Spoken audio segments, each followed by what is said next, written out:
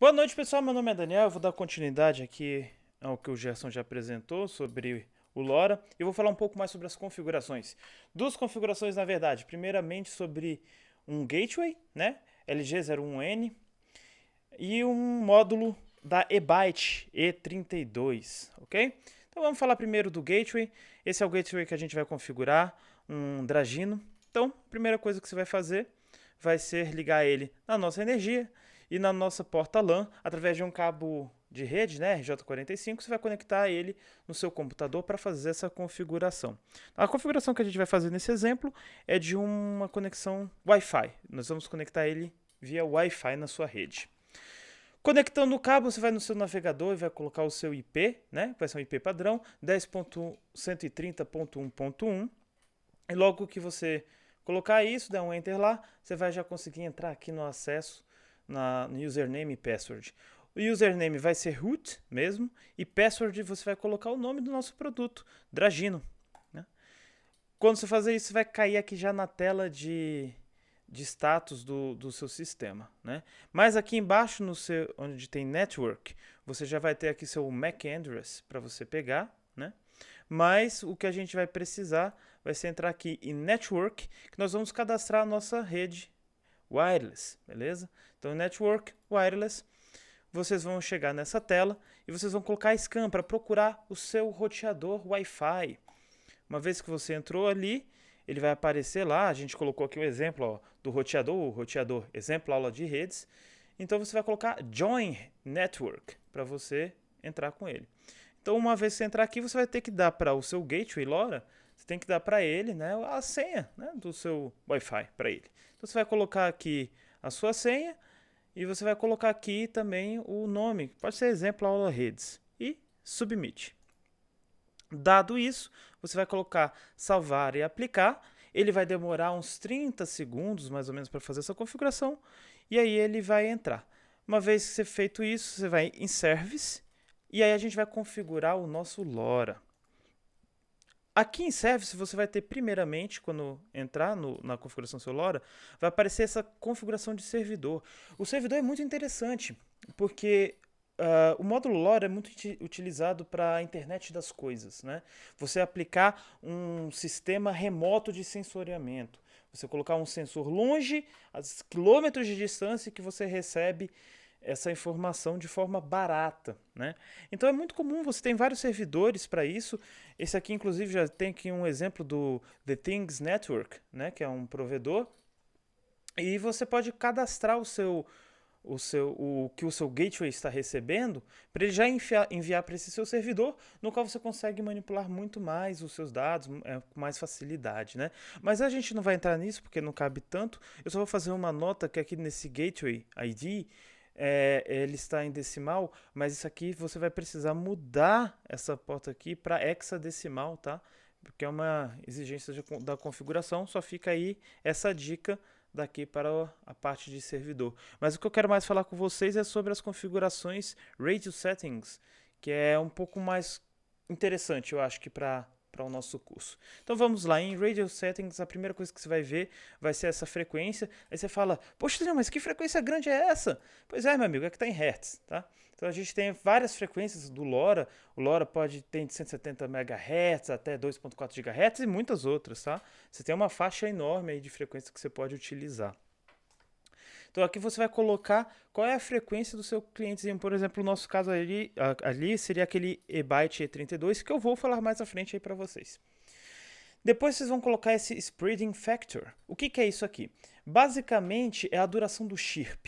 A duração do chirp pode ser pequena, a menor é a SF7 e pode ir até SF12 como sendo a maior. Depois disso vocês vão colocar o coding rate. Basicamente isso daí é a quantidade de bits extras que vocês vão colocar para correção de erros. Então, por exemplo, você pode ter um coding rate de 4.5, que nem está aqui na tela para vocês, de 6.8, de 4.8. Então, por exemplo, no exemplo de 4.8, vocês vão ter, antes da barra, é a quantidade de informação em si que vocês estão enviando, e depois da barra, a quantidade de informações adicionais que vocês estão colocando ali para correção de erros. Então, por exemplo, 4/5, você tem 4 bits de informação para 1 de correção de erro, né? O próximo vai ser a largura de banda, não é muito complicado, toda frequência a gente vai ter, quando a gente trabalha com frequência, a gente vai ter que ter uma largura de banda, vai ser proporcional aí ao seu transmissor. O preamble length ele é um pouquinho mais complicado, isso é um prefácio da mensagem. Por assim dizer, ele traz informações quanto à mensagem que virá. Por exemplo, o tamanho do payload, né? E dentre outras informações. E pode variar aí de uma faixa grande, né? Que nem que tá mostrando aqui, ó. A largura pode ser de 6 a 65 mil, tá cobrindo aqui. 65.536, tá? Aí nós temos o LoRa Sync, Synchronization Word. Isso é um pouco complicado. A Semtech, que é a criadora do protocolo LoRaWAN, ela mesma não é muito clara quanto a isso. Ela, inclusive, explica via exemplos apenas. Mas, basicamente, é uma forma que se tem para se fazer uma paridade, em que um receptor ele vai receber informação de um transmissor que tem essa mesma palavra de sincronização aí, na maioria das vezes, pelo menos, né?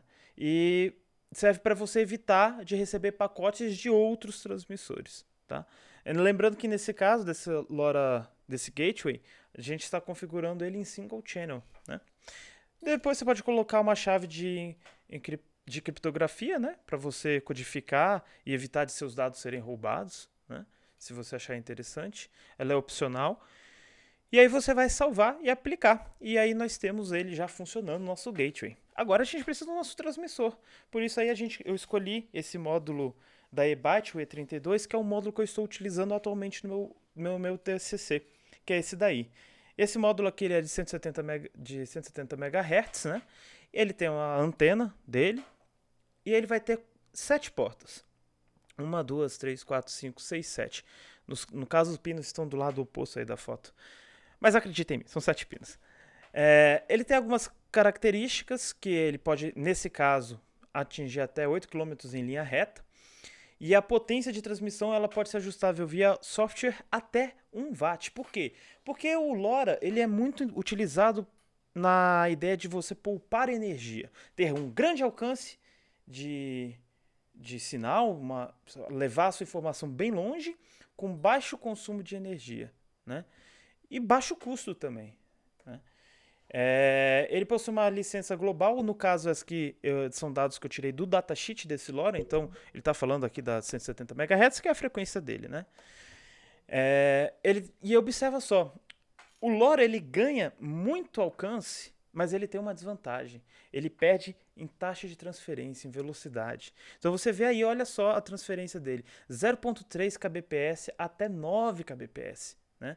Com uma capacidade máxima do pacote de 58 bytes. Então é bem pouquinho se a gente considerar a quantidade massiva de dados que a gente utiliza hoje em dia na internet.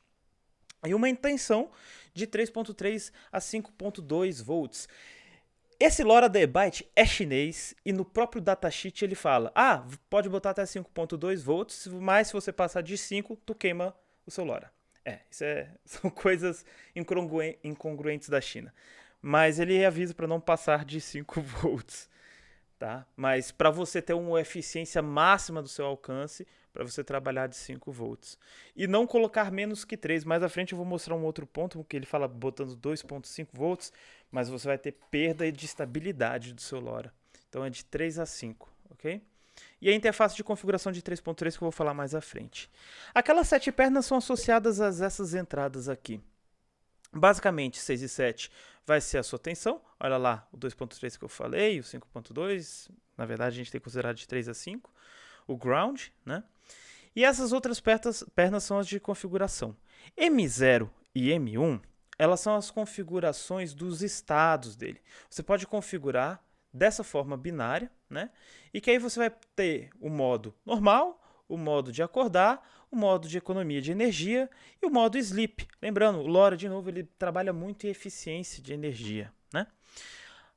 Depois disso, nós vamos ter a porta auxiliar. Ela serve para comunicação entre o módulo LoRa e o seu MCU. Digamos que o seu MCU seja um Arduino para facilitar. Então essa porta serve para você, para o LoRa falar: ô Arduino, eu estou recebendo uma informação, não me fala nada agora. E da mesma forma, ela avisa para o Arduino: ó Arduino, estou te mandando aí uma informação para você agora. Então essa comunicação do que está acontecendo, de quais são os seus status, é uma saída do LoRa para o Arduino. E aí ele vai comunicar aí para o Arduino, ó, estou nisso, não me atrapalhe nesse momento, né? O RxD e o TXD é a saída e entrada de dados, tanto para transmissor como receptor. Nesse caso é muito interessante que o Arduino ele também vai ter uma RxD e uma TXD, né? A sua saída e a sua entrada de informação. E elas devem ser ligadas cruzadas, que nem mostra aqui nesse exemplo. Isso faz todo sentido, né? Porque a sua entrada, a entrada do LoRa tem que ser a saída do Arduino. Então, por isso existe esse cruzamento aqui. Quando o Arduino manda uma mensagem, ela tem que ser recebida na entrada. Saiu do Arduino, entrou no LoRa e vice-versa. Correto? Aqui eu coloquei um exemplo desse LoRa que eu estou utilizando no meu TCC. Eu só achei importante colocar isso aqui, apesar de ser uma imagem completa do circuito total, né? Mas ele tem várias coisinhas que vocês devem ficar de olho. Por exemplo, a porta auxiliar RxD e TXD, elas precisam passar por um pull-up de tensão, certo? Então aqui a gente tem isso daqui. Assim como a entrada dele, a gente precisa pegar primeiro, passar por um divisor de tensão, a saída do Arduino, depois pelo pull-up, para então entrar no nosso LoRa. Ele é muito sensível à queima. Muito facilmente você queima um LoRa. Tá? Então, gente, basicamente é isso. Eu agradeço. Eu espero ter explicado tudo dentro do tempo. Por isso eu corri, porque a gravação anterior ficou muito grande. Obrigado, pessoal. Boa noite.